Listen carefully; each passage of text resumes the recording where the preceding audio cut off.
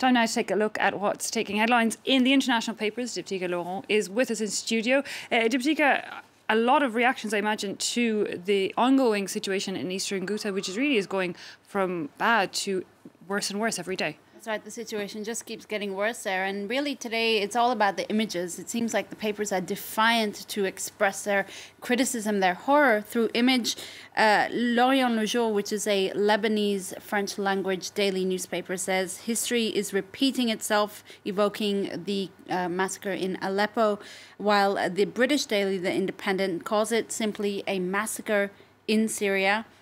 You have The Guardian as well, that's going with a very, very graphic photo of a bloodied child, calling the latest violence in eastern Ghouta a catastrophe. Now, The Guardian has a lot of coverage on the issue.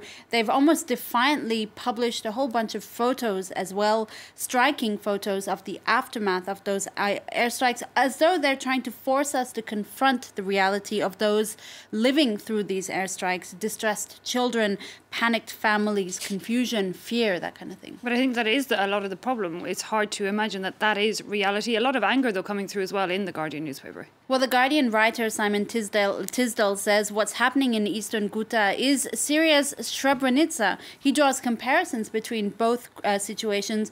Like Srebrenica, eastern Ghouta is an area besieged by government forces, worn down by years of attrition, and is cut off from food supplies, medical aid, and humanitarian aid. He says it took us 22 years to bring those responsible for Srebrenica to justice.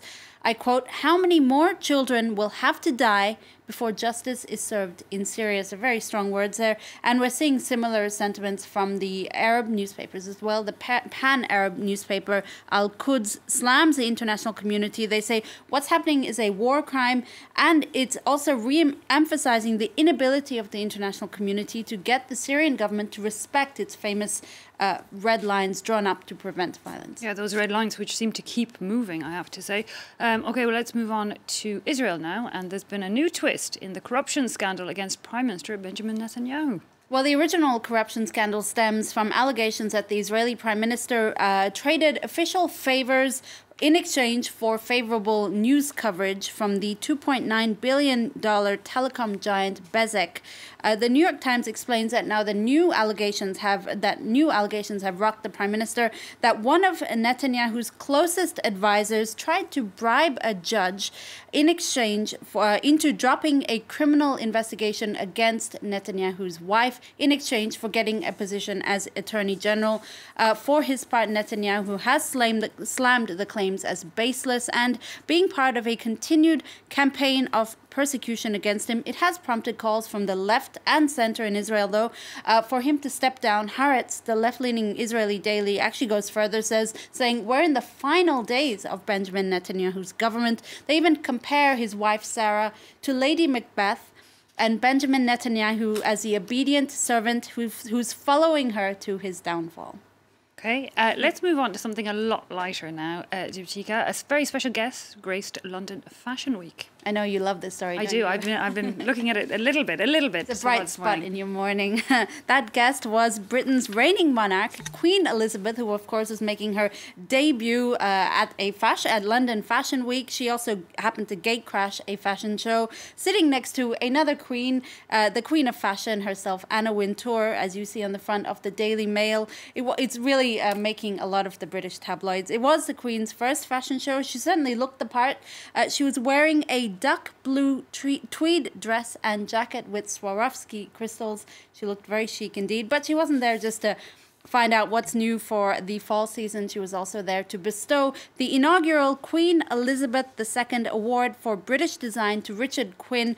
He's a former Dior intern who's launched his own collection to rave reviews and, of course, has also given back to the community, which is important. And apparently he said he was very honoured, but said the Queen was a fashion icon as the first female royal to wear trousers. I was quite impressed with that.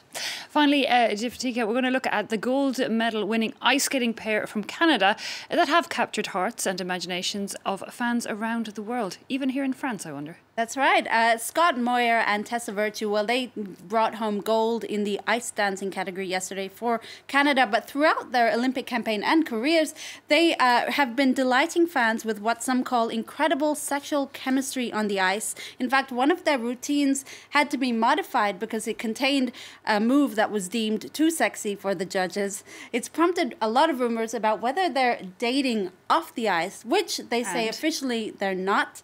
But people have actually have really gone to the wind with this. They've actually created fan fiction about the ice skaters, some of which I must say is too smutty to read on air. But let's say one of the stories features the skaters in the throes of passion for hours, which is only interrupted when their coach tells them the Canadian Prime Minister is calling them to congratulate them for their gold medal. Thanks a lot for that review of the papers, Tika Laurent.